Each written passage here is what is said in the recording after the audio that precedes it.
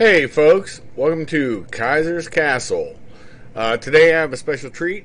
A lot of people like to listen to these shows on both of our channels, and he'll be mirroring it today.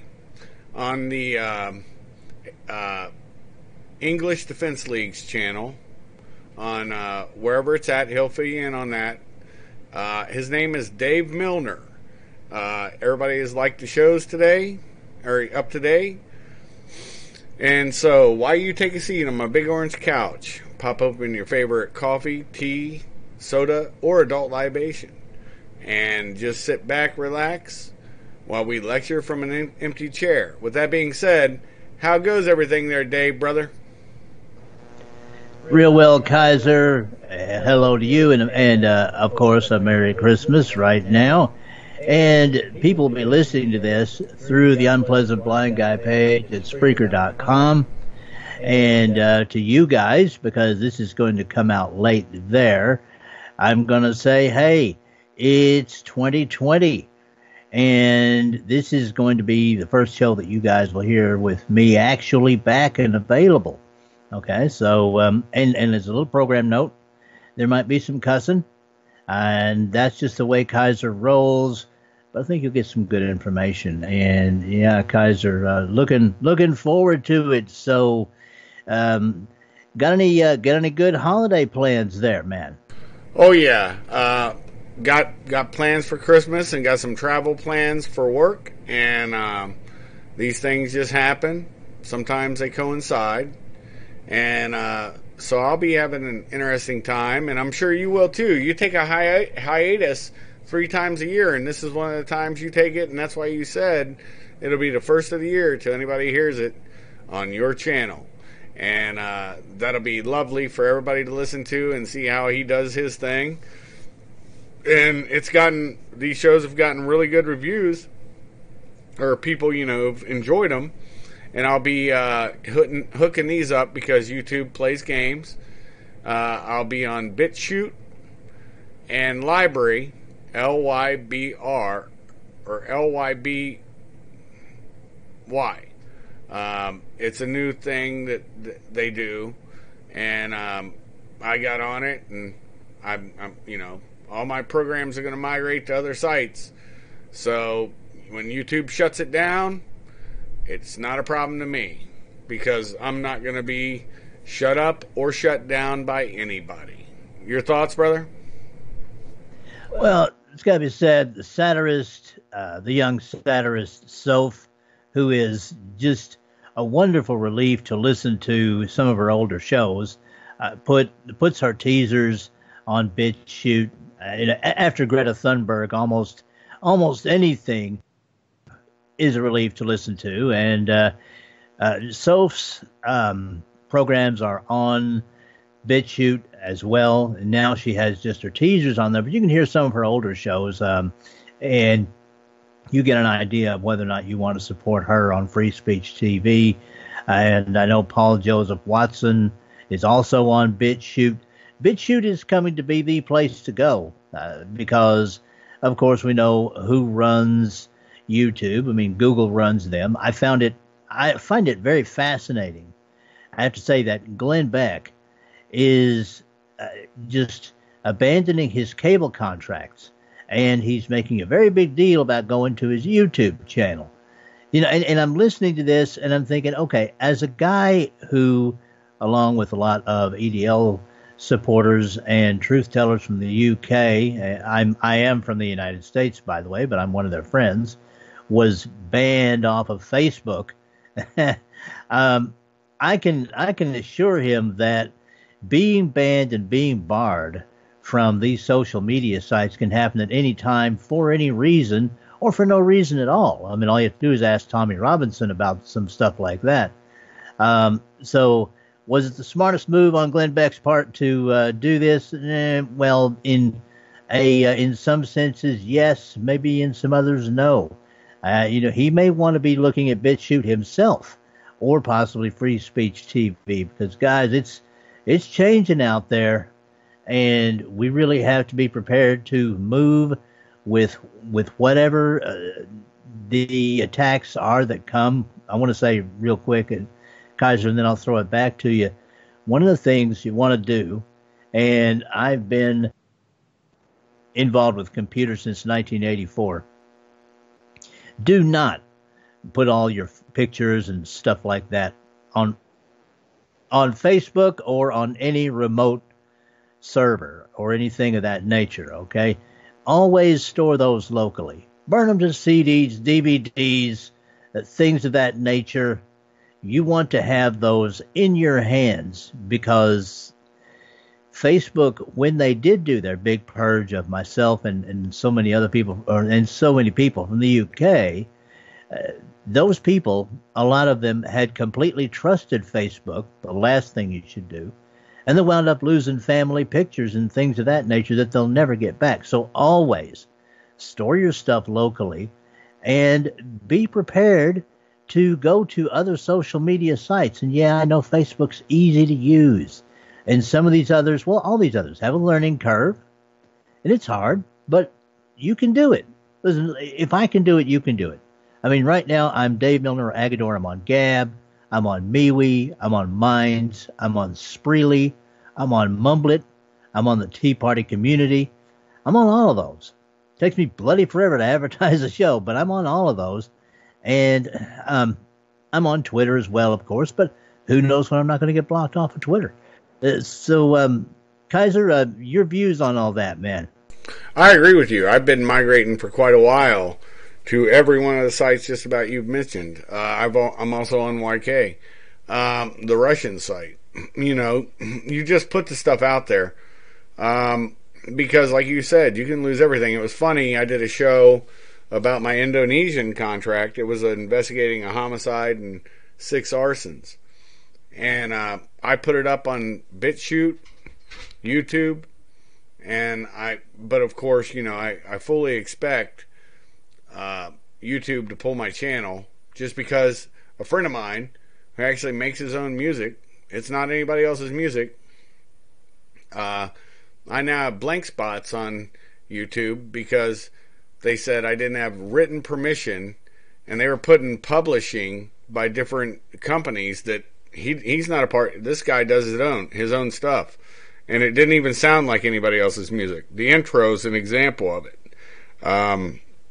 It's Game Time by Axion Ghost. You'll find him on YouTube, and you also find him on why am I mind dumping? SoundCloud. So, good musician, has a lot of good stuff.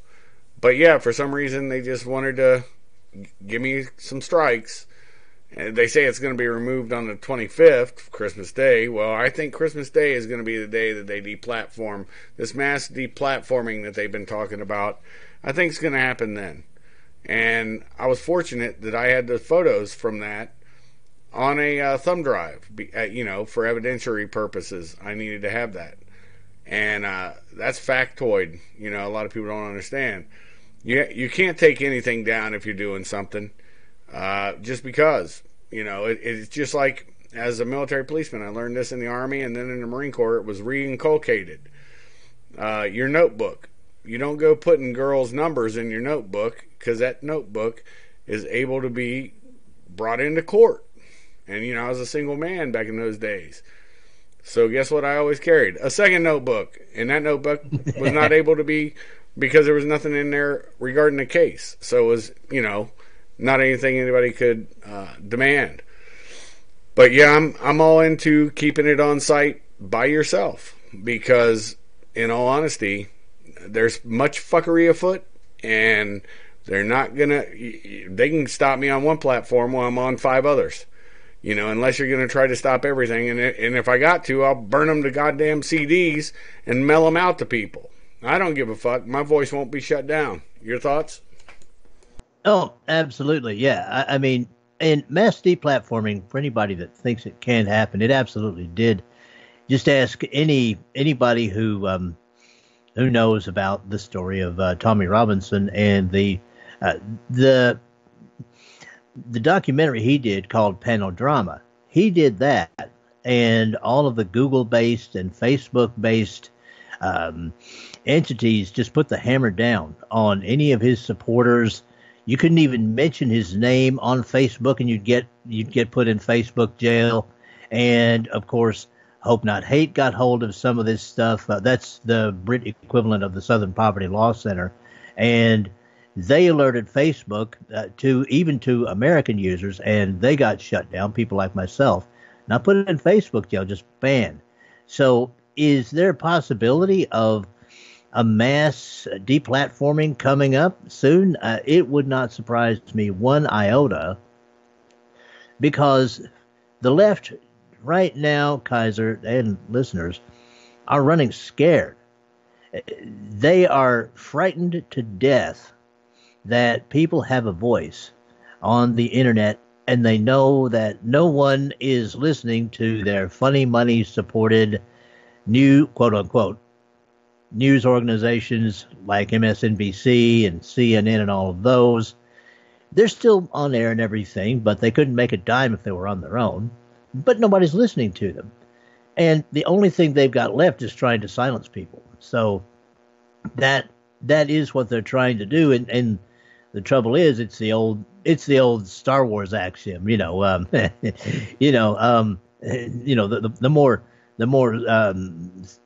more star systems you or the tighter you grip, the more systems will slip through your fingers, I think is the line.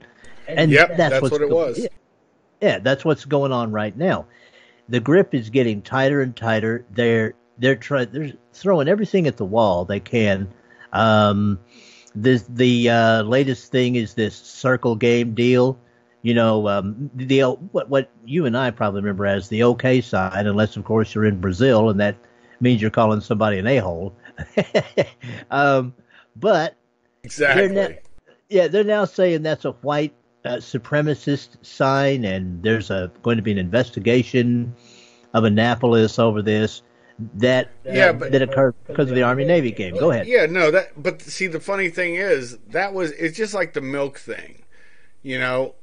People on 4chan and 8chan got a hold of it, and they were just goofing around making a joke. Well, of course, you've got Antifa, Hope Not Hate, you have ADL, SPLC, all running to those sites, and they take that stuff as a joke to be serious. And it's the circle game. I mean, you could see from the picture, the guy's holding it down, like looking at him, and his buddy wasn't looking at it yet, but he knew he was about to, and he was going to punch him on the arm. It's the same kind of crap. But, this is nothing more. Stick, Sex, and Hammer has it on the head, honestly, on this. And so does, believe it or not, a leftist by the name of Tim Pool and Dave Rubin. I mean, those two leftists really, and Sticks is pretty much a libertarian. But the point is, they all realize the same silliness. And it's what Reagan said back in the 80s. You and I remember hearing it when, he made his first presidential run. He said, I didn't leave, it was gubernatorial run. He said, I never left the Democratic Party left me. And that was factual. That was factual back then, and it's even more factual now with the far left. And the funny thing is, I've even seen it with Republicans or right of center people that say they are. They want a social signal so bad, they even will let the left help them to try to identify, everybody who's a Trump supporter has got to be a Nazi. And if you were doing something to figure something out, and trust me, it's happened to me, people think, here's the thing that's so ignorant about this. They don't realize doxing in the U.S. is a crime. That is something that is actionable criminally. And the other thing they don't realize is, as much as everybody wants to think I'm a YouTube star, this, that, and the other, not me, I'm saying, other people, what they realize, and I'll never mention names because I do know the law, civilly, that's a problem. And it's called defamation of character. And it doesn't matter what you think you know. If somebody can go to court and prove that as a falsehood, guess what happens? You done lost the case. But see, the left, look at those, 5 or 4 girls that beat up that 14-year-old boy on the bus. They say it's because of a MAGA hat. Who really knows the backstory? But still, he had, skull damage, brain damage from it. Not like he's a vegetable or something. And it was a vicious attack captured on film. These morons posted to social media. And the point is, they've all been arrested now. And these are kids that have destroyed their lives over bullshit politics. Dave, I think me and you brushed on this once, and I'd like to go into it just for the youth that may be listening. And my channel is mostly focused on mentoring. When you're a young man, just like when I was, can you ever remember a time that somebody said, that's a Democrat or that's a Republican, don't talk to them in your family? Oh, no. Now, we would have spirited arguments in my family because I had a big family. We would have spirited arguments over politics, certainly. But there was never any violence and almost never any even hint that there might be violence. Certainly not outside the family.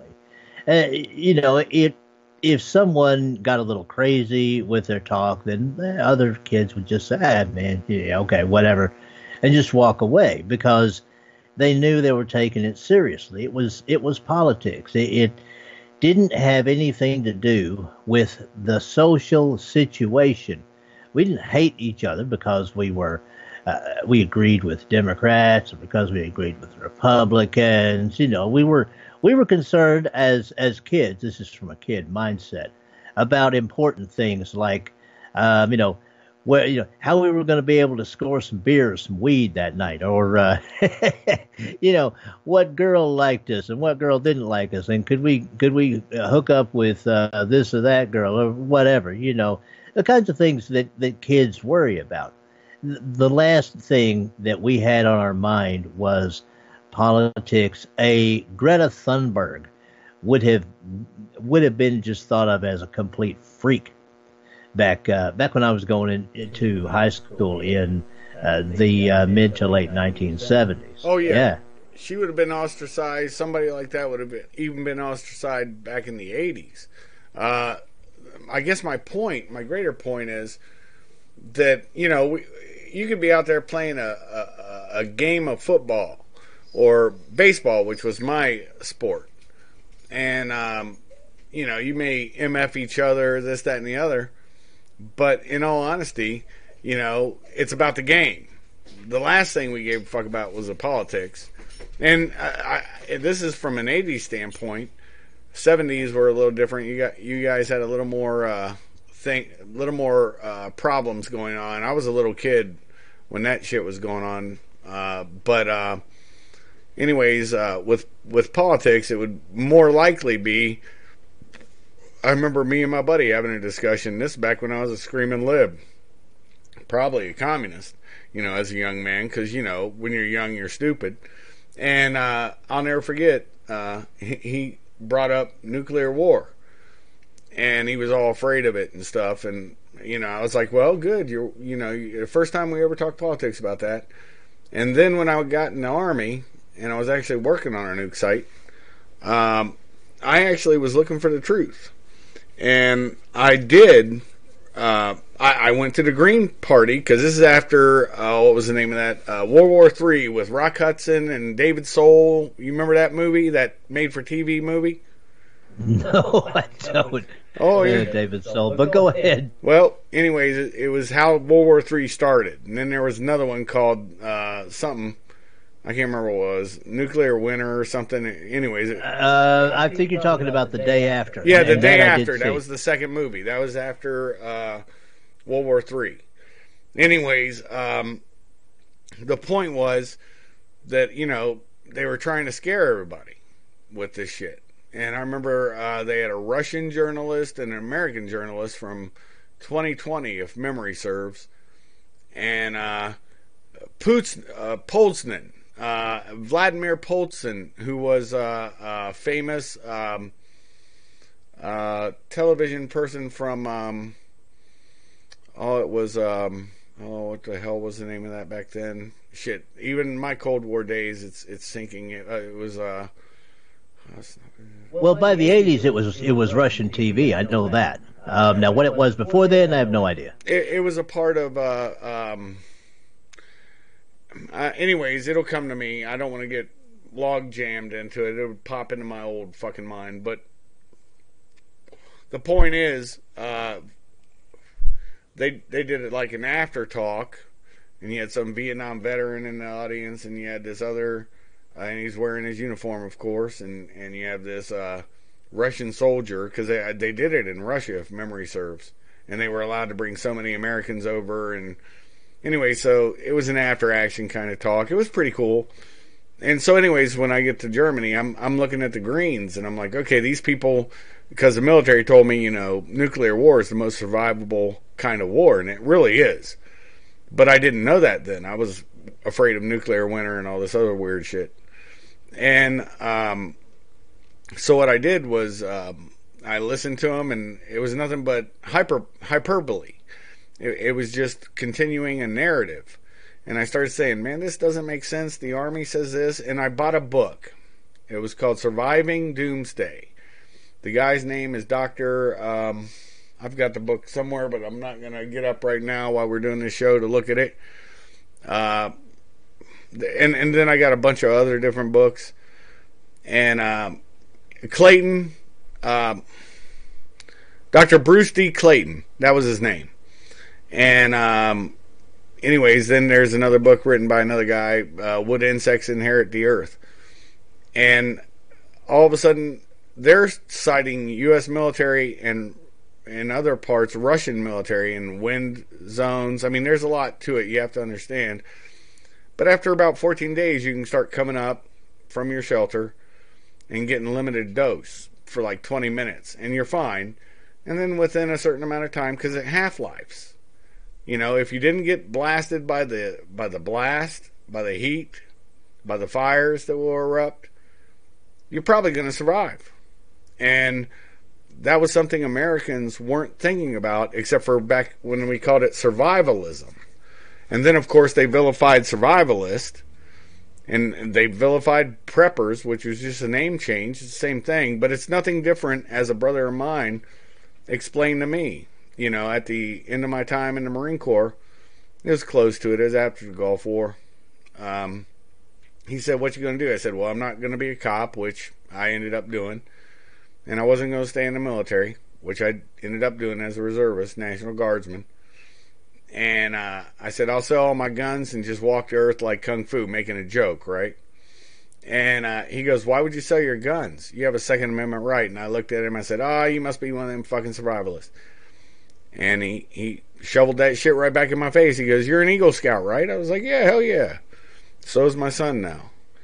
And he goes, okay, so where are you from? And we'd known each other a long time. And he either never heard me say it or I never said it to him where I was from, which shocks me at this, age. But I know when my wake up started. And I said, Columbus, Ohio. That's where I was from. And he goes, okay, in the winter, you guys get a winter there. Yeah, it's a bad one here. And he goes, I bet I can tell you what you got in your trunk. I said, well, what? I'm not even thinking where he's going. Salt or sand. You probably got a shovel. You got a candle, flashlight, probably some candy bars, and a blanket or two in your trunk every winter. And I said, yeah, you'd be stupid not to. You could get stranded, in a snowstorm or something. And he goes, you're a fucking survivalist. He said, all that means is you're prepared for anything. It doesn't mean you're prepared for the end of the world. I saw a YouTuber one time crying about he lost his job. He had food stocks for 2 years. And in the comment section, he did this whole program showing all of his preps or whatever. And I was like, guy, build your resume, find a job. You don't have to worry about food. The one thing you don't have to worry about now is food. You've got 2 years worth of food. This is your personal survival and Holocaust. So you can stop it. And he finally got it anyway. So anyways, I don't want to get on that diatribe, but I think you can see a progression there that's sort of logical, right? Well, yeah, and by the way, it's Soviet TV that I was thinking of, not Russian TV. Yeah, certainly I can. And as far as the whole prepper thing goes, some of these people just take it to extremes. The ones that try to put down quote unquote preppers, and this extends to people even having things like a first aid kit. And now, mind you, even the U.S. government says, keep a couple of weeks worth of food in your house, keep a first aid kit in your house, keep a certain amount of fresh water stored. I mean, it just makes common sense. Okay, maybe you're not going to get nuked. Maybe you're going to have a flood. Maybe you're going to have a hurricane. Just ask anybody on the east or central coasts, southern coasts, about quote unquote prepping. You might have a hurricane. You might have a power outage from a snowstorm, as you said. It just makes a certain amount of common sense to gather stuff like that together. I need to gather some more stuff like that. Come to that. Now, but really it comes down to how people are perceived and the mindset that the globalists want to try and put on everybody else. Now, you talked a little bit ago about who's representing the left now, and this is where God is working here, because I didn't get to see all of it, but Paul Watson just released a video, and he was talking about, in a sense, the very same thing, why the left got, completely shellacked in the December the 12th election. And he said it was because their Labor Party, their equivalent Americans of the Democrat Party, had failed in their core mission, which used to be to support working class people, just ordinary people.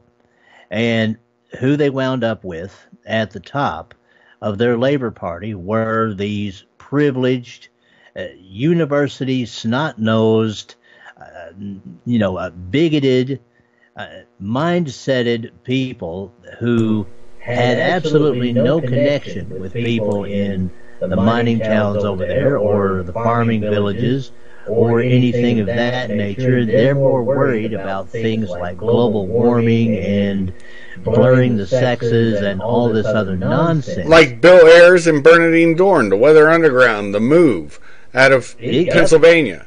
I mean, all these different freak show organizations from the 60s, well, they're now at an age where they're kind of respectable, even though they were fucking terrorists. Remember, Obama released the last terrorist from the FNLA. And I believe, if memory serves, Pravda was the name of the television channel and also their newspaper. And all that means is, it's basically their propaganda. And the funny thing is, towards the end of the war, I remember this most definitely because of reasons. And I remember that they had dog walking hours in the Soviet Union. And what that was when Pravda was on the television show, or their television channels, and the news came on, they would take their dogs out for a walk to piss and shit. And it was because that was the time the Soviets no longer believed the media. And there's something I told my wife. She got all into this program, and I told her this years ago, and she didn't believe me. And now all of a sudden she believes me because of some damn Netflix TV show called Six Underground. And I was like, there's a handful, not a handful, but every country has a certain amount of people that can do certain things. And I'm not getting into the subjects because I don't need to. But the point is, there's three legs to the stool of any coup. I've told this on my show numerous times, and I'm saying it to you. I might have said it to you before. If I did, I apologize. But you need the three M's: money, media, and the military. Without having all three of them, no coup can survive. And if you disbelieve, look at Turkey. When Turkey got attempted coup, you saw that, where'd he go? They didn't secure all the media. They had the money and the military already on board. And once that President Vobigon, or whatever his name is, I don't even care about him anymore. Once he was able to get on the media and tell the Turkish people he was still alive, the coup was over. And that's a fact. So we're seeing that now in our own country. The point that I was making out is now we're going through our same dog walking hours because nobody's watching the media, and they think the way to do it is to get everybody that's not media that comments on society or comments on politics out of YouTube and other social medias, because that's why they lost the first time. And that's Alphabet, ABC's parent, or ABC, YouTube's parent organization, which is the Google parent organization. And the interesting part to that, a lot of people didn't look up old Schmidt and where his family ties go from. But I'll tell you a little funny factoid that I bet you didn't know. In Germany, maybe you did. If you did, you can tell me. In Germany, YouTube's chief in charge over there, and for Alphabet, it's a female, former Stasi bitch. And I bet you didn't know that. And guess what building they bought for YouTube to live in? The former Stasi building where Erich Milke, Erich Honecker, and all the other little Stasi fucks were living. And if people want to know more about this, go to Living Other People's Lives, and you'll see a good documentary on this. Anyway, sorry to detract, but I was trying to add to what you were saying with verifiable facts of past and present. Well, no, it doesn't surprise me at all. None of that does, because of the way that they're trying to do it. I mean, you have all these people. Of course, someone that was a former Stasi would run YouTube in Germany. You have other elements. You have Justin Trudeau in Canada now saying that he wants tougher prison sentences for people who get on social media and engage in what he calls hate speech. And of course, hate speech would be things like anyone telling the truth about Islam or anyone opposing his government or anything like that, which sounds very familiar to people in China, which has a social credit system. That's something that Andrew Yang wants, by the way, for us. And one way you can get in trouble with the social credit system is to criticize the social credit system. I mean, this, it's very strange that the left, of course, will try and make fun of people on the right who say that communism still represents a threat. But it's all around us. And there are so many people, this is part of the reason why I do what I do. There are so many people who just think of, for instance, Google as a search engine. Well, just Google it. It's become a verb. Okay? I personally use DuckDuckGo, and that's because they don't track you. And people say, well, Google works better. Well, it doesn't, in my opinion. I find everything I'm looking for with DuckDuckGo. I won't go anywhere near Google. And the people have to wean themselves from these things that are against them. And that is going to be a struggle in the year to come. Kaiser, we just finished 2019, more or less, and Jeff Mitchell of the English Defense League radio show, which I help him with, called this the Year of the Patriots. And indeed it has been. You've seen patriot uprisings all over the planet. Central, South America, you've seen it in Iran again, all right? You saw it in Hong Kong. Many people around the planet have had enough, and much of this has to do with social media. And I agree with you in one sense. I've said it on my own show in my series The Way Back, which will be running probably in April of 2020. Again, look, if it comes down to it, we'll write notes on pieces of paper and pass them back and forth. The left isn't going to shut us up. In fact, the harder they try to shut us up, the worse it's going to make them look, and the better it's going to make us look. And that you're starting to see that right now with people making all these protests. And by the way, Kaiser, I just want to say, a great guy for you to contact. I'll try and get you his email address. Is a man named Carl Melamed. He left Iran as he and his family left Iran when he was 1 year old after the revolution, and they are Iranian Jews. He still has many contacts in Iran, and he is a really good guy to talk to. You might want to have him on your show. We did have him on the English Defense League radio show. Guys, go to Blog Talk Radio and you'll find that. We did mark that he was our special guest one day.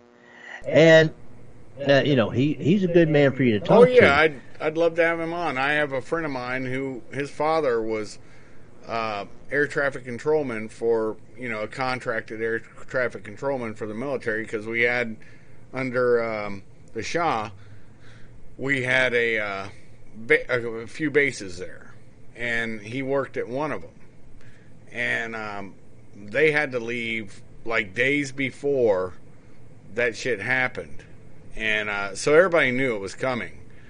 And that's one of the fallacies that Carter and the communists are the problem. Yeah, I'd love to look, even though everybody thinks I'm a Nazi, yeah, I don't give a fuck. I voted for Trump, whatever, eat a dick. My point is, the truth will out. It always will. And I would love to have, I've had several Jews on my channel, and I don't have a problem with them. And, but yeah, no, I guess for certain people's narratives, I should be firing up the ovens. You just hit a hot button with me. Back in the day, there was a newspaper, you probably remember it, called The Spotlight. And it was even more of a conspiracy theory paper than the National Enquirer. And if they don't think that people will start printing up look, Alex Jones and the health ranger, Mike Adams, I'm on there too, band.video. But I just haven't uploaded anything to it yet, because that's my last resort. But once I do, I'll put my stuff all up there. I still have my shows with the music, and so that'll all be uploaded. I went from having over 200 shows to when I uploaded everything to Library, and they haven't, and BitChute has the same thing. They will propagate your stuff from YouTube over to their channel, and you don't have to do a thing. And the funniest part about that, you'll laugh about this, is I have 185 now. That's how many YouTube pulled over this little kerfuffle of music. And one of them, now I'm half Dago. So I brought up a certain Chris Cuomo and talked about his family in real terms. And because I said, oh, you're a tough guy. You're not a tough guy. He acts like he's some sort of mafioso, or he even knows the game. I'm half Sicilian, half fucking Kraut, half German. And, it just fucking drives me nuts when I hear these morons try to pontificate about what they are and where their lineage is. It's like we're all bastards in America. Everybody's fucking everybody. We had a saying in my hillbilly family, oh, we love all the kids, even the ones born on the other side of the blanket. So, it's just retarded. And this is where America has come. Well, yeah, I mean, I'm an absolute mutt myself. I mean, I've got English, Norwegian, some French in there. I've even got a little amount of Cherokee. Yes, I'm not a fake Indian like Elizabeth Warren. My family spent a little bit of time near Tahlequah, Oklahoma. So do some research and then bite me. We're a typical American today can have just about everything in them. And I think that's a good thing. I think it gives us a lot of strength, and you'll see more and more people of mixed races and things like that as time goes on, as you're beginning to see now. And again, I think it's a good thing. it comes to something that we talked about on EDL Radio when we were talking about immigration.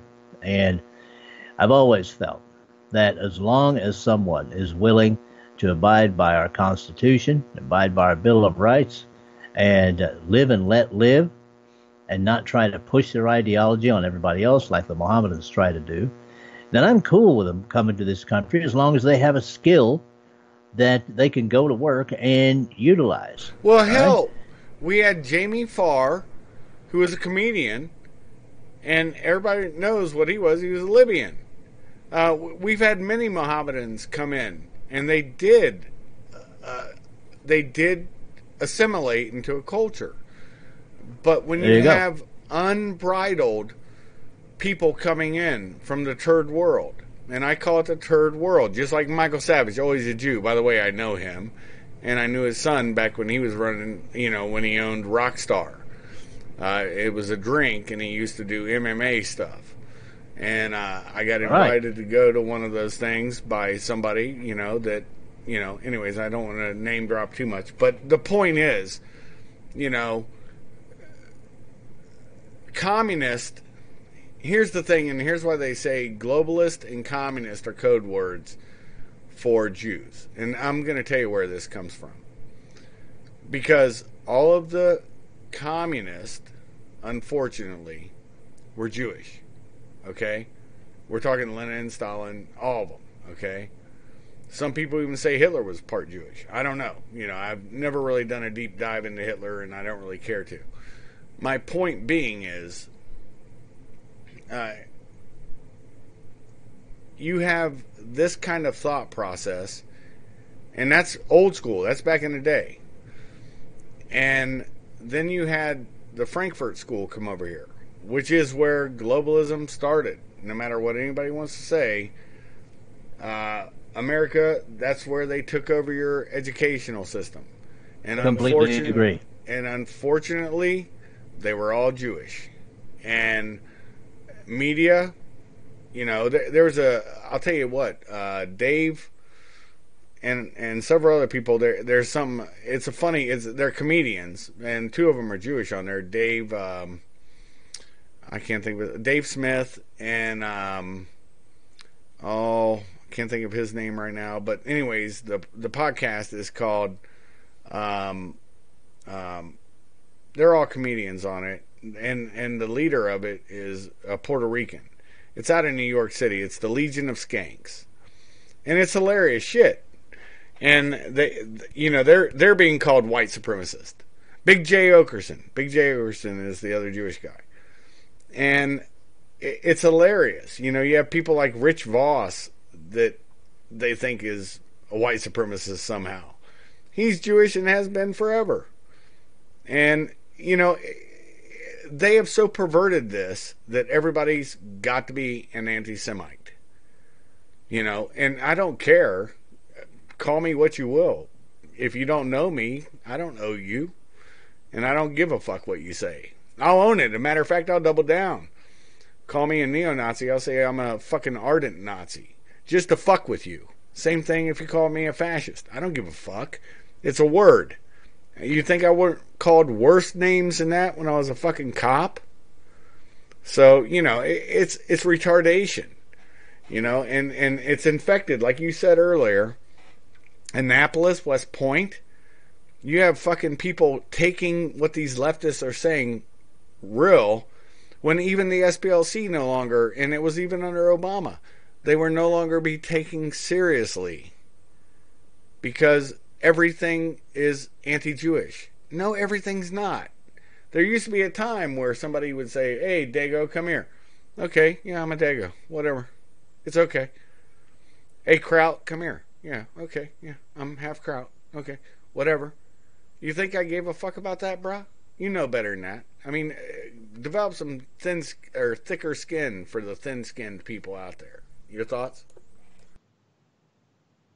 Well, when you look at it from the wider perspective of the way they're trying to use anti-Semitism, I did a show last year, which you guys can find at the SHR Media Unpleasant Blind Guy page, or excuse me, the Spreaker.com Unpleasant Blind Guy page, and it may even be in the Unpleasant Blind Guy YouTube page, and in the SHR Media YouTube page. It was called Don't Be.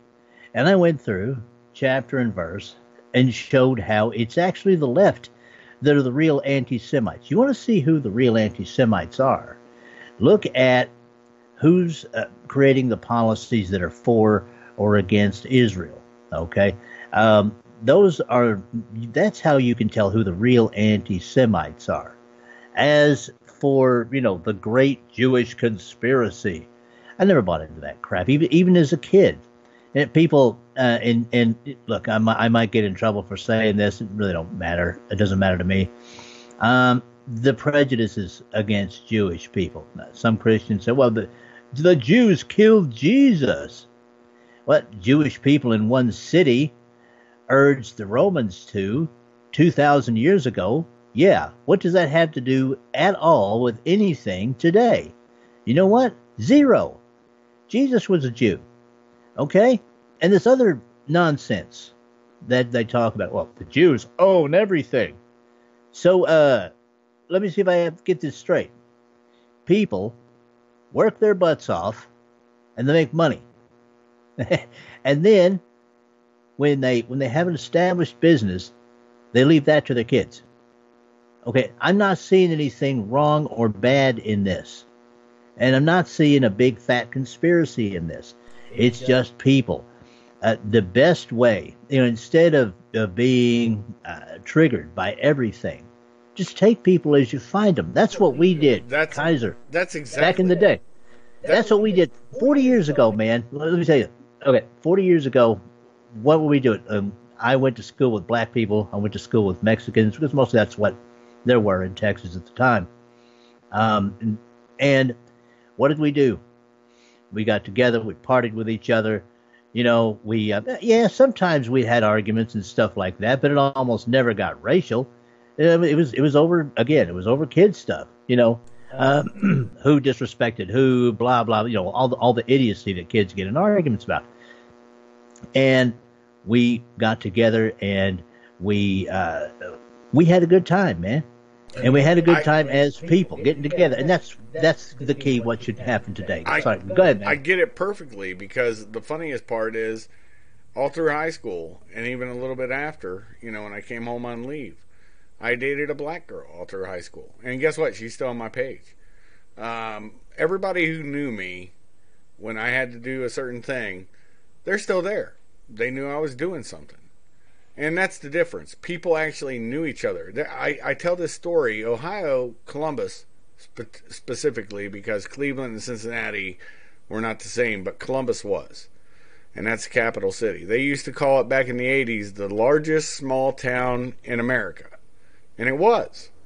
Because I could go to the north side, east side, I'm from the west side, or the south side, and if I fucked up, don't think my mother wasn't already there, because remember, I'm a bastard, a legit one.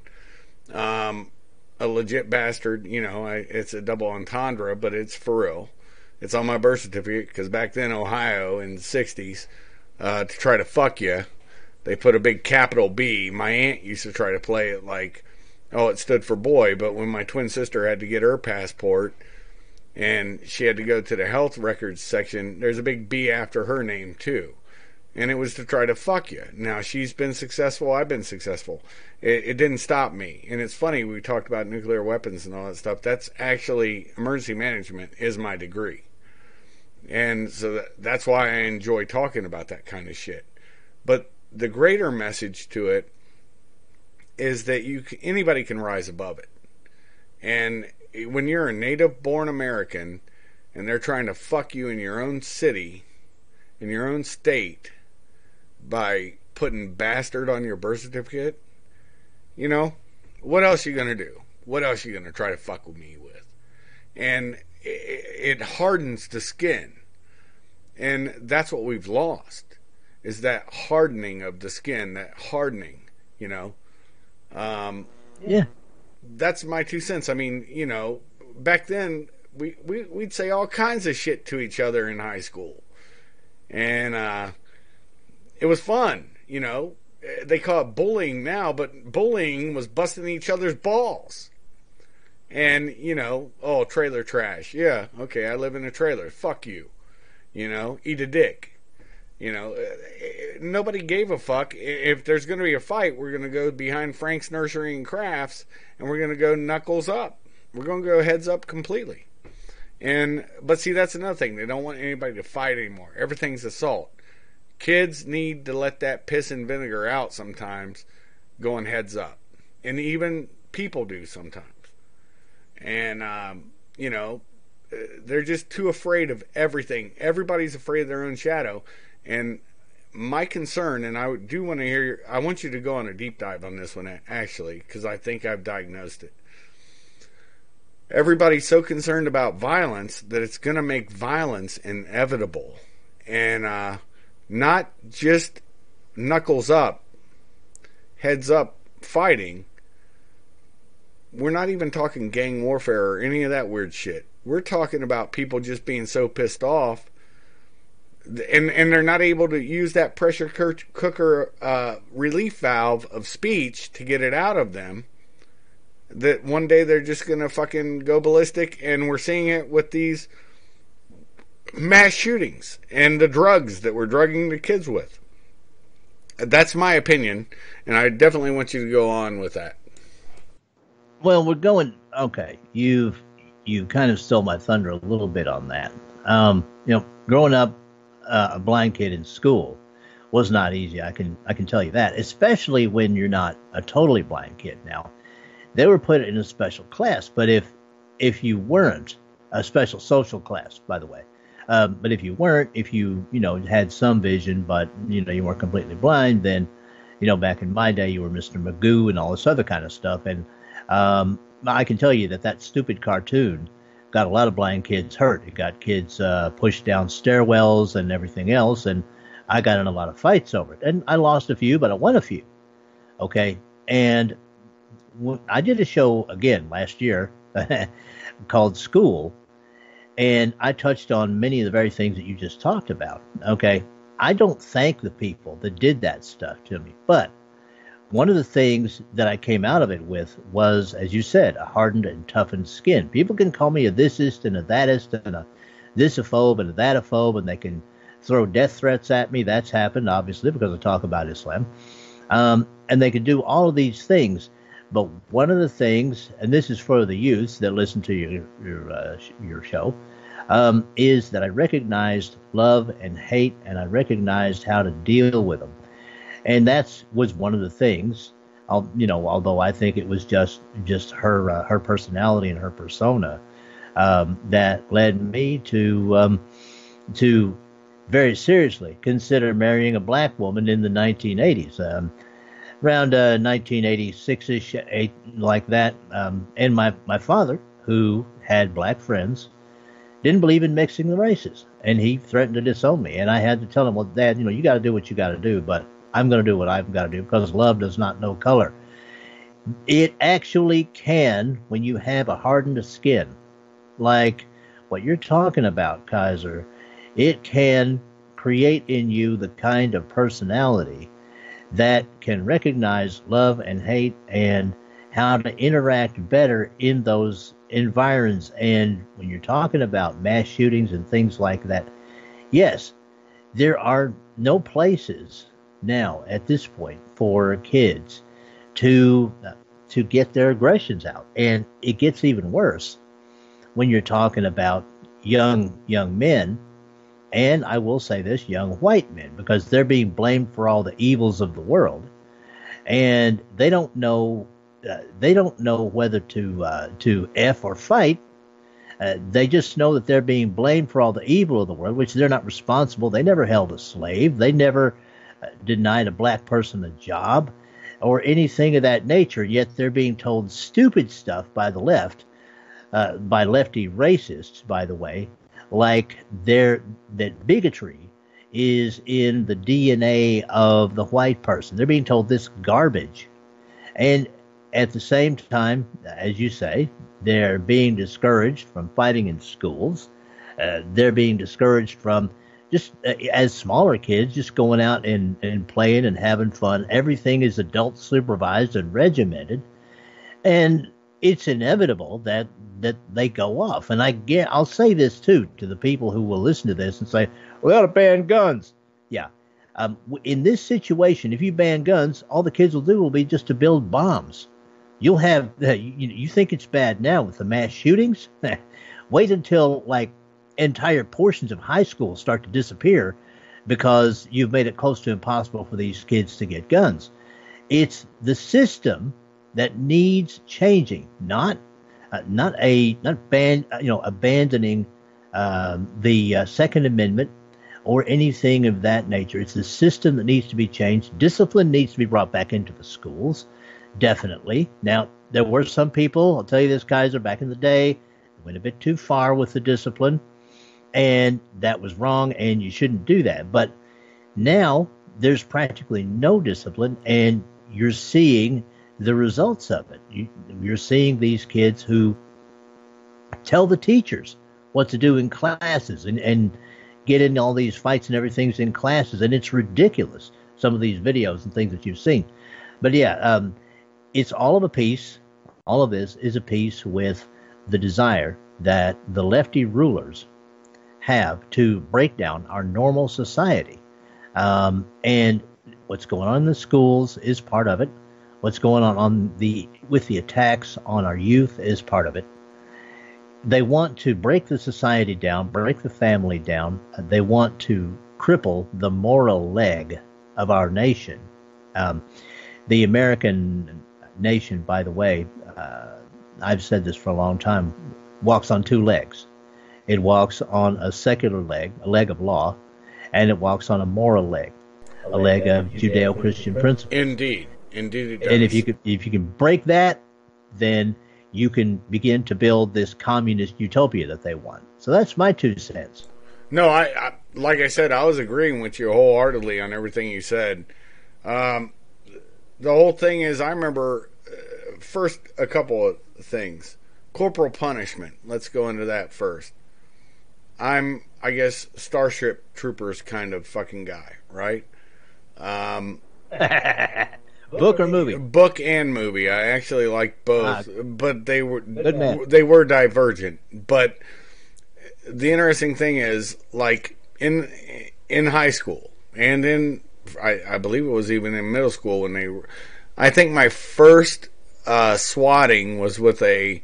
Remember those old things you'd bounce a ball off of, the paddle ball? Yeah. My kindergarten teacher, Miss Burbacher, God bless her. She's also the one. This is back in whatever 70 something. She gave me my first swat on my ass with one of those paddle ball fucking paddles, and it wasn't bad, whatever. It hurt me then because I was 5 years old in kindergarten. And she also was the teacher who said back then it was experimental, get me on this new drug called Ritalin, and the doctor there, Dr. Santangelo, my doctor, told my mother, Betty, there's nothing wrong with this boy than a swift kick in the ass can't fix. There was common sense back then, and oh, by the way, he used to smoke in his office. So did my mom. So there's something my Aunt Edie said back in the 70s. She died in 79. And she said, Jamie, let me tell you something. They take the cigarettes, they'll take everything. Because that was back when they were pushing to make... That's how long it's been going on. Yeah. Make everything smoke free. And that was the first rip of your right. And she said, once they take a right from you, you never get it back. She said, I remember my brother Opie, bought a machine gun. He bought a, what the hell was it? A Thompson machine gun, if memory serves. And you guess where he bought it from? Sears. Over the mail. 20-some bucks. And in high school, corporal punishment still allowed. We had a three-fingered instructor for oh, what was it? It was World of Construction. You build a house within the school. We actually built a single-story house within our school. And his name was Bixel or Bix or something like that. I think it was Bix. And we used to say three things. Big Brother Bix burns bad boys' butts badly. And that son of a bitch had a paddle that had air holes cut in it. And he sent you to the moon when he hit you with it, trust me. Or fight, whatever. But you didn't go to the principal. It didn't go down on your permanent record. Yeah. The military, when I went in the Army first. Marine Corps was still the same, but a little different. But I'll explain that real quick. In the Army, I was like, first week or two, I was a mama's boy. Gotta admit. Gotta tell the truth. I've said it on numerous podcasts, so I'm not gonna lie now. Drill Sergeant Platero. Baddest motherfucker on the planet. And I was a 17-year-old scared kid, but I didn't, I couldn't play that, right? But I was also a whiny bitch. Come back from a 12-mile road march. My back hurts. I know what I did. And as I coming up the stairs at Fort McClellan, Alabama,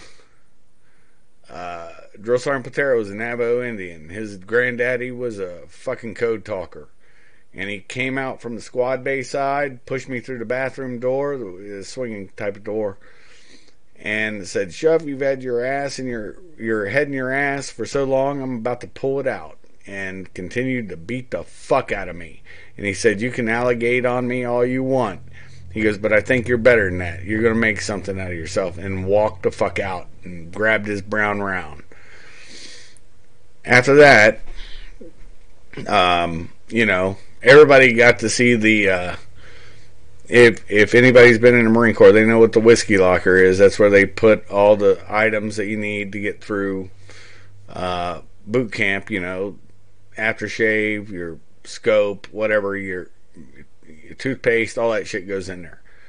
And it's a small little thing at Parris Island, small little room. And if you needed tuned up, they'd take you in there and tune you up. And it made you better. It made you harder. And, you think I alligated on any of them? Nah. That's probably why I don't go after a lot of people that I should go after. Because it's just not something that was done during my era. The Army, I left it because at one point DUIs were nothing. The Mad Mothers got involved. And we had to start, because CID and everybody else were like, well, you got to get paper on somebody so it's not their first offense. But see, civilian police were doing that for a year or two before. And then I went into Marine Corps. Marine Corps was still old school like that. Like I said, Army MP, Marine MP. It's a fact. Nobody can deny. And they can eat a dick if they try to, because they'd be wrong. But the point being is, went to the Marine Corps. It was old school. It was good. And about a year before, it was right after the Gulf War. I'll never forget it. I was only back at Pendleton for a little bit. And if you got somebody that was DWI, DWI or DUI, however you guys want to call it, if you got somebody DWI, you had to. You no longer had the ability to just say, "Park your car, troop. I'm going to drive you back to the barracks." You had to write it up. Or you could get in trouble. Well, I bypassed that. This is how you do it if you're actually doing your job correctly. You're like, "Look, here's how this is going to roll. I'm taking you back home. If that car moves, do not have a friend move it. Do not have that car move anywhere. If it does, I'm writing you up for DUI. And if no calls and you didn't drive by and see that car moved, I didn't write them, because there's no sense in ruining a Marine's career or a soldier's career over a DUI where you intercepted it, no accident happened, nobody was hurt, and they're sleeping it off." That's my thoughts on that. Your thoughts? Well, what you're talking about also is what Richard Marcinko referred to as rocks and shoals. They did the same thing in the Navy. If a trainee was, if a boot was somebody that a chief wanted to straighten out, well, they'd take them around and deal with them. Okay, but you can't do that now. You'll get up on charges. And he was bemoaning the disappearance of rocks and shoals from the Navy. Of course, the guy's been retired for a long, long time, but yeah, I mean, everything you were saying, was what he was saying. But getting back to what your aunt said, yeah, this stuff was when I was looking at this in the 70's, in the late 70's. Remember, I had been studying this stuff for about 10 years at that point. And I looked at this stuff and looked at Mothers Against Drunk Driving and looked at all this with horror, because the one reason that the left hates the slippery slope argument is because it works.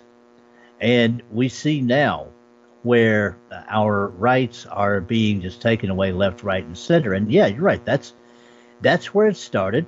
The right and heck, the right to free speech began to be eroded in 1919 with that decision in the Supreme Court against, believe it or not, a socialist who wrote a pamphlet. And the phrase that they had a problem with was assert your rights. Wilson. Okay? Yeah. That might have been the guy's name, but that decision 100 years ago, man, but that was when the first erosion of 1A began. And right, that was President Wilson who did that. That's why I said that. Right. Well, the Supreme Court ruling took place during his administration. Yes. But again, it just rolled on and on. And as the 20th century got older and older, more and more rights began to be challenged and taken away. Your aunt was right about the cigarettes. It began with those, then it spiraled into Mothers Against Drunk Driving, and at this point now, and this, in my opinion, is completely unconstitutional. Cops can set up a sobriety check area and just pull anybody over. No probable cause, no nothing. Just, hey, you're driving on this road. Yeah, we're going to check you out. Guilty until proven innocent. Okay, and that is the sort of thing that we need to get away from, and that is why I support conservatism, because conservatism is much like libertarianism. All right, basically it's get the damned government out of my business. The left wants the government out of the bedroom. All right, but they want the government everywhere else. All right, my contention is the government needs to be out of our business. Okay, defend the United States of America, do that. Provide a climate for common business, common medium of exchange, and then step back and let the states and the counties and the localities handle everything else. That's the way it should be. The individual should be leading the state, not the other way around. But the leftists and the globalists, who are pretty much the same thing, are trying to make it the other way around. And that is what this next generation, Generation Z, is going to have to stand up against and fight against and turn around if they can. And I wish them all Godspeed, man, because it's going to be a tough, tough climb. Your view? Oh, I agree with you wholeheartedly. I have a coin, and Benjamin Franklin was the first one to mint coins. A lot of people fail to remember that. And you can jump in anytime I'm saying something. But the point is, the sword point, is that it said, mind your business. There you go. And people don't see that anymore. And there was also another thing that was a relief valve. I've given this example before. If I've done it with you, please tell me to shut up, because, it's on another podcast that I don't know which one I did. But I've told this story many times. Being a little kid up in Cleveland, and I was under 5, because by 5 I was in Columbus. some kid, he was handicapped. He had a bicycle, and he had handlebar pedals, okay? And his parents put him up on the bicycle. This is for real. Yeah, it might have had like training wheels or something on it. You know, memory is a funny thing. But I remember it was a bicycle. And I remember that's where I first heard the term uncalled for. Uncalled for means you may be right, but you didn't have to say it. And I know what was going on in my small mind. It's etched in it because of this. This kid gets put on his bicycle, and I'm trying to make fun of him. And I succeeded. I was like, oh, look at him. He's got pedals on his handlebars. And I got the quickest smack from Betty I'd ever gotten. Right across the chops. And she goes, Jamie, that's uncalled for. And then, of course, I lie. No, I just think that... And the reaction was exactly what I wanted to see, being a cruel little kid. He slumped over when I said that. You know, like, oh, fuck. Probably not that terminology, but anyways.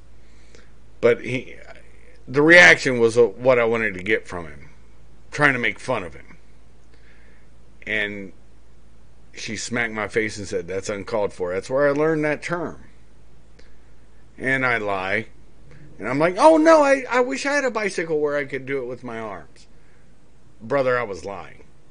I'm telling you, I know what my kid brain was doing. And that's how I learned that lesson. Corporal punishment. Yeah. And that terminology needs to be brought back. You can be completely fucking right on something. But if you say something to degrade somebody or to fuck with them, then you're wrong. Well, yeah, I mean, right there is exactly what you're talking about when people are singled out. And you see this in media all the time.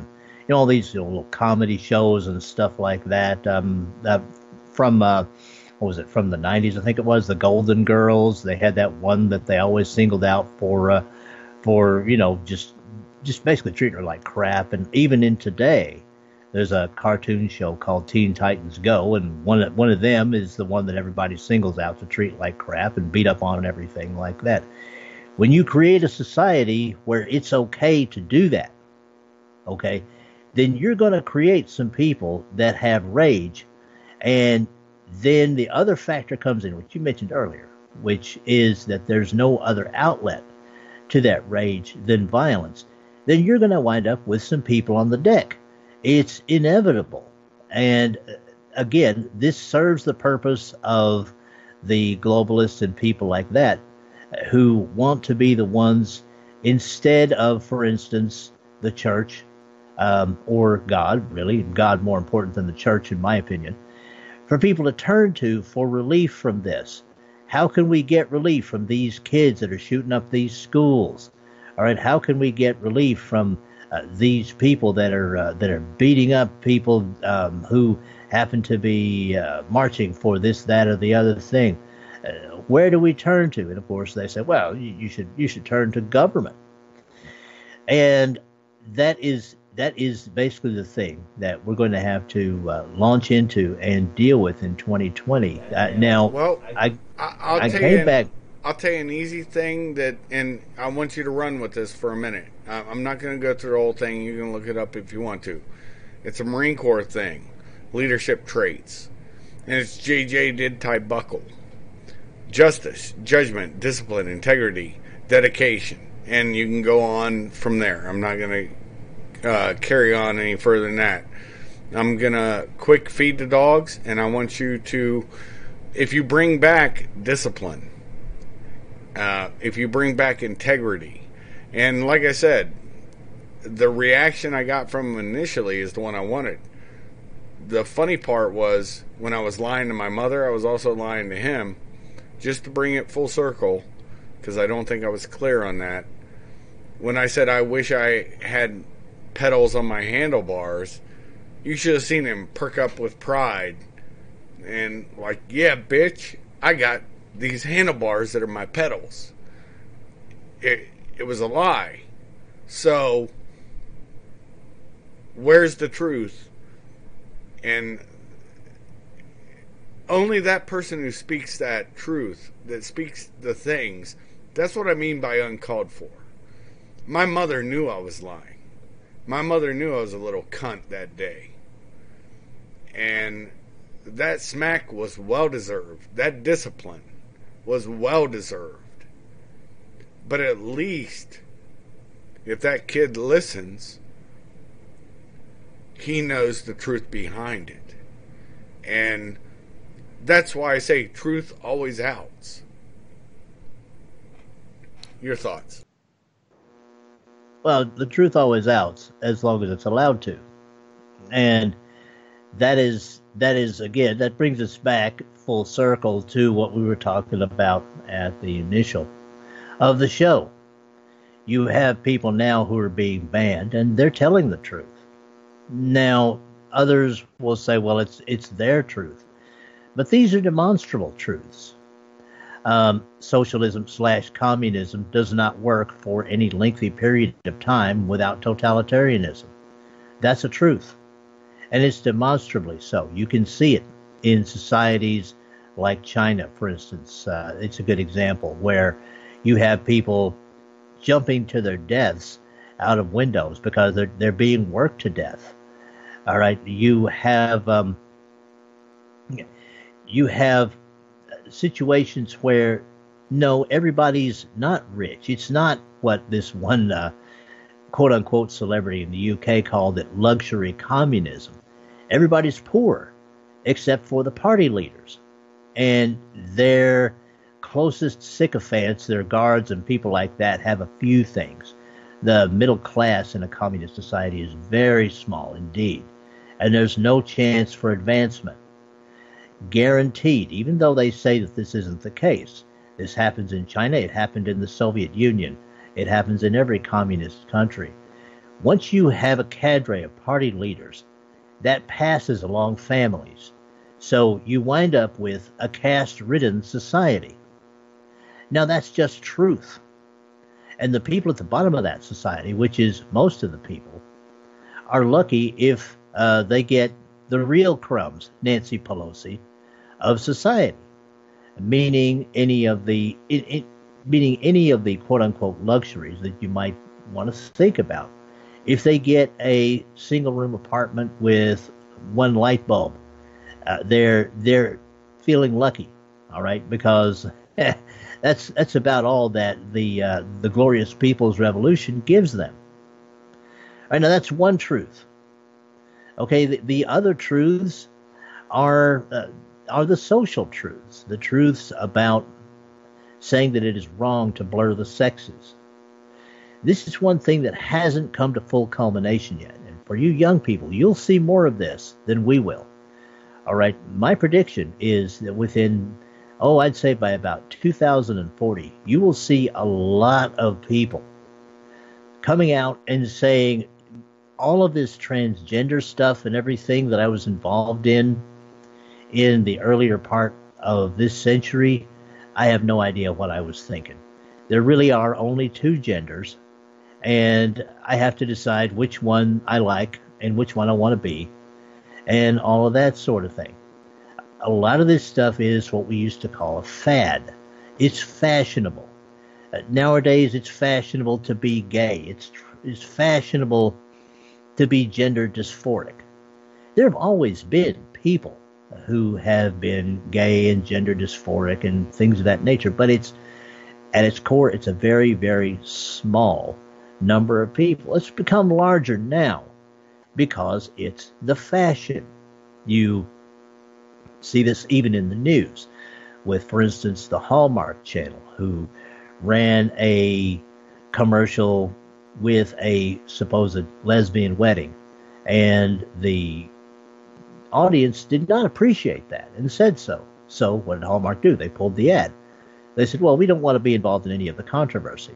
Well, then the gay mafia, small g gay, a guy who used to do a great podcast back in the day, calls them the gay mafia, got upset and contacted the Hallmark Channel, and oh, well, hey presto, the commercial's back in.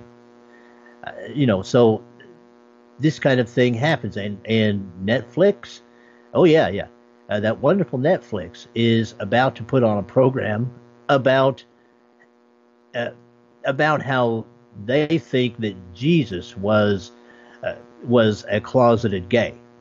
Okay, and all of this to blur the truth that yes, there are only two genders, and yes, the actual gay and lesbian population is pretty microscopic.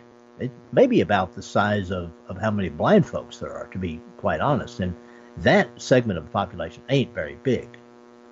Okay, the truths of the economy and society, the economic issues and the social issues. Okay, the truth about racism, racial issues. What they want you to believe is that there's a white supremacist under every bed. Kaiser and I just pretty much proved that the whole white power sign thing is a crock. It never was a quote unquote white power sign. It was a joke. It was a goof, and the left took it seriously. But now they're putting it into their white supremacy terrorism nonsense. No, guys, there's not a white supremacist under every bed. Is there racism? Yes, there is. And I'm going to tell you the truth. We all have racist thoughts. So what's the solution? The solution is for us to recognize that Satan is always doing his job. Whenever you have thoughts like that, and we all have them, all right, you can quash that by recognizing it for what it is, by recognizing it for the evil that it is, and by recognizing, as I said earlier, that love has no color. Once you do that, and you have the Judeo-Christian ethics, then you've got it. You can defeat racism in any and all of its forms. And that is a truth, again, that the left does not want you to hear. So that is why people like Kaiser and myself are attacked. It's why people like Tommy Robinson is attacked for pointing out the evils of Islam, and myself as well. This is the new battleground. Old media is over. This is the new battleground, and as long as I can do it, with appropriate breaks, of course, like the one I'm about to take after the 19th, I'm going to. And Kaiser, if you're back, I'd like to get your comment. Oh, I loved what you said, especially that, look, I'll tell you this. I've lived in Islamic countries. I'm 50-something, and lived in them probably, I think now, let me see, hold on. Got to do the different tours. 1/3 of my lifetime, roughly. Maybe a little less, but not much. By months and days and shit. Over there, I always spoke to people just like I would a hillbilly in Ohio. Don't try to use big flowery words. I've seen people do that when they were instructing people that they get confused by. Talk to them like a regular person. And 99% of the time, if you push hate, they can sense it. If you're pushing some sort of bias against them, and I tell this story often, and I've said it to you, I apologize. This one I have to complete just because it's the truth. Lieutenant Aguil, this guy was a Gulf War veteran, and on the Iraqi side, by the way. This is in 2005 when I met him in Al Qut. Great guy. But when we first met each other, both of us distrusted each other. At the end, he told me something that I was supposed to upline, and because of honor, and he had shown honor, and he had shown loyalty, and he had shown respect, and I had to him also. Never got uplined because I didn't need to. And because he was not a problem. Because I asked him the questions. Do you still think Saddam should be in power? He goes, no, fuck Saddam. But he was Shia. And remember, Saddam was Sunni. But see, Iraq is not... It was never governed by religion. That's the fallacy that the media tried to spread to help make that war happen. And even when I was in, I knew the difference. You have so many religions in Iraq, just like you said earlier. There's Jewish sections in Baghdad, in Mosul, and different places. And there's also, your Shia, your Sunni, your Yazidi, your Turk kind of people, Zoroastrians? No, Zoroastrians are closer to Kut because we were only 40 clicks from Iraq, or Iran, in Iraq, from Al-Kut. Actually made a couple accidental crossings. That's how I'll put them. Accidental. But yeah, no, it's a fact. And so this guy's secret was safe with me. It ended up getting outed by somebody else who was a bag of shit. And he was an American trying to score, points, thinking he's doing something. This guy's not ever coming to America. He didn't, and ended up having nothing. It didn't affect Agil. But it was just the speed bump that he had to deal with. We all have them, right? So, it's nothing more than retardation and getting your ability to decide what you should share. If it was important, trust me, I would have shared it. I'd share it with anybody. Well, not anybody, but with people who need to know whenever I found out anything about somebody, if it was a problem. If it's not a problem, I file it away in my thing, in my mind, and then if I start seeing drifts and problematic behavior, then that's actionable. It's the same thing that our Constitution has. It's probable cause. You may have a real fact, mere suspicion. That's a mere fact. But see, that's what they did with a mere fact, mere suspicion. The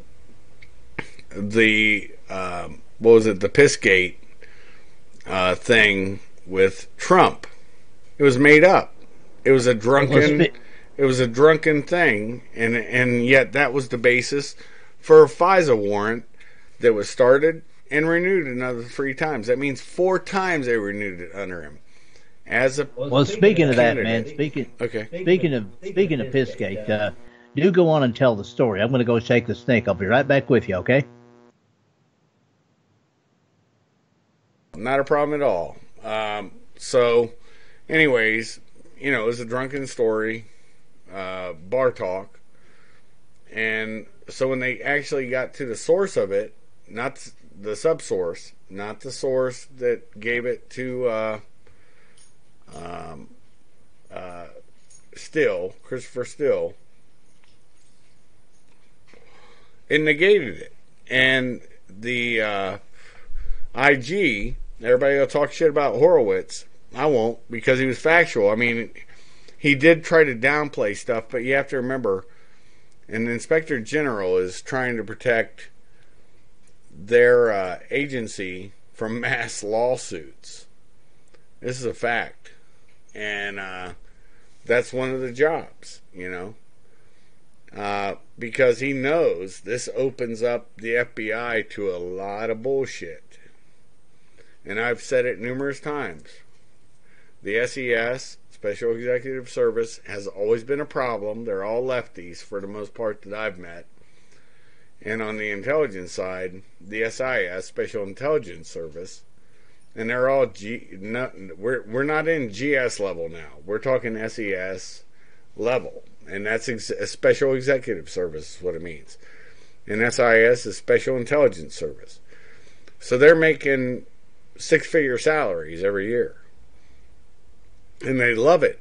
And of course, that's college. You have to have, most of them have doctorates, or they're lawyers. They've spent a lot of time in college. And they got all those good bona fides. They got those ones from Yale. They got it from Harvard. You know, the same thing that infested our universities from Columbia University. And Columbia University is where the Frankfurt School started. It's not a conspiracy. It's just they all have groupthink. And it becomes a conspiracy when they actually... I've said this before on numerous shows.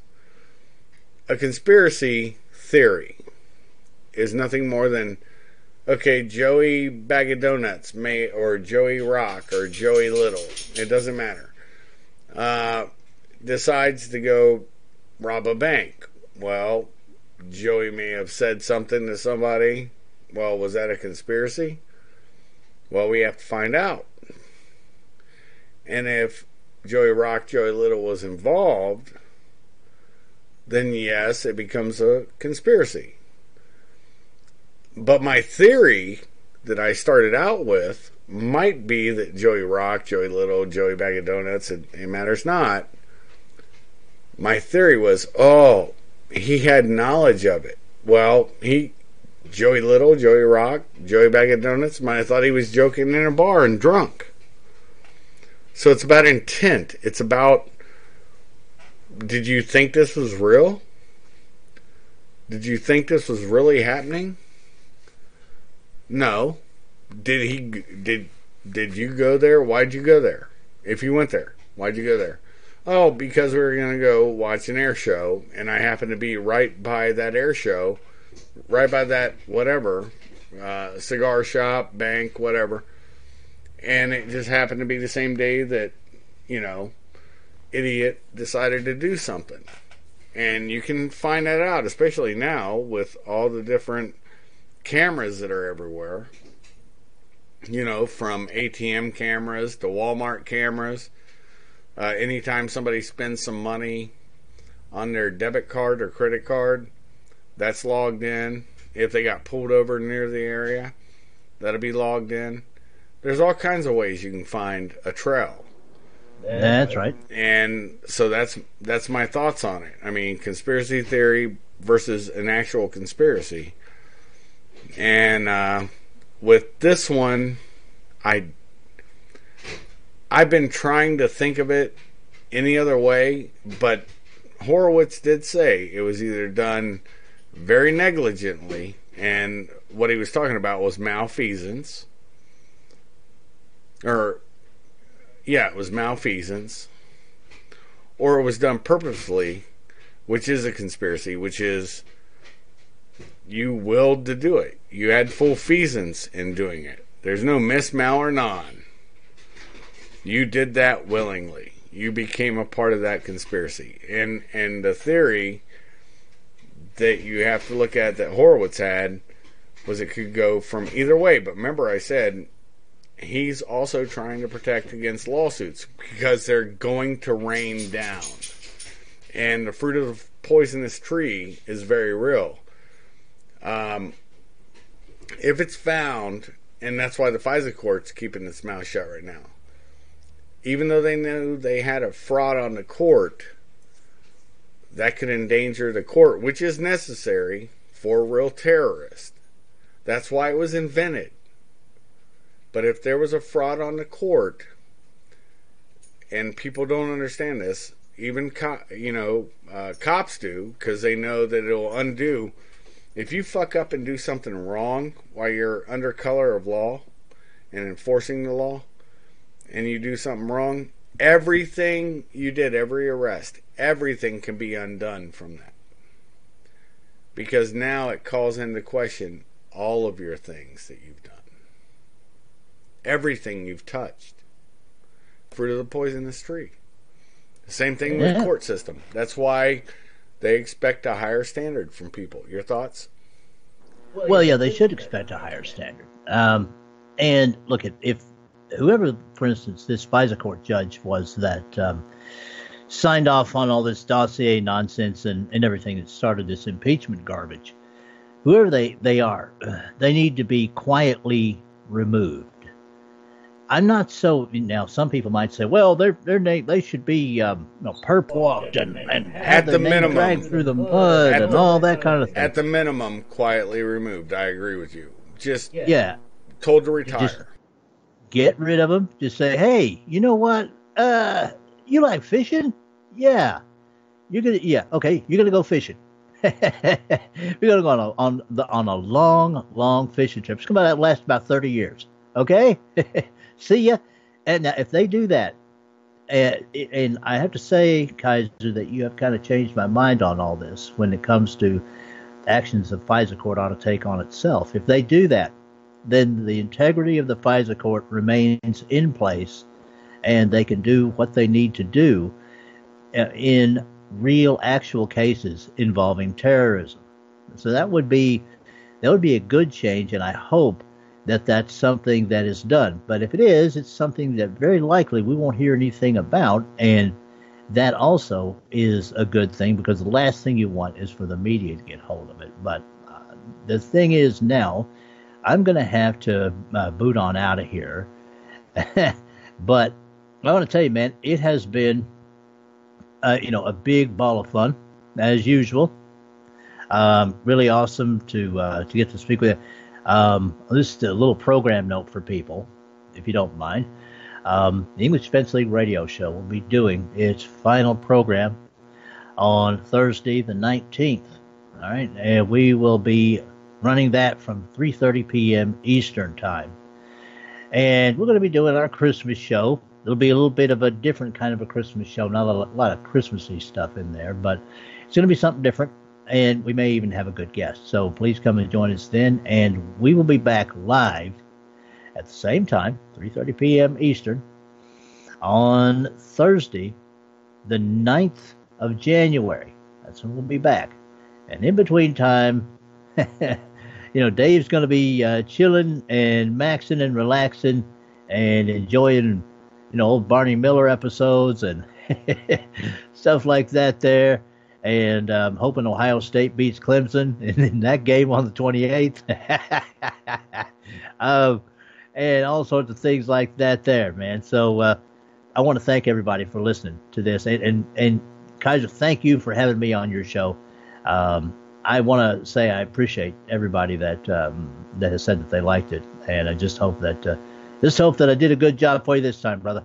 You always do. And, of course, I'm a homer from Columbus, Ohio, so go Bucks. I always love having you on, brother. Point of a point of agreement is that I always enjoy having you on. You are a breath of fresh air, a good sounding board to throw my stuff at, to see where it's going. You're a reasoned man, and folks, you understand why I have Dave on now. It's an enjoyable conversation. We don't script it. We don't plan it. We don't talk about anything. We just hit a hot mic, and this is what you get. So, with that being said, thank you all for sitting on my big orange couch. I will slowly raise the drawbridge on Kaisers Kastle, and allowing you the time to meander on out and finish your coffee, tea, soda, or adult libation. With that being said, shuff out.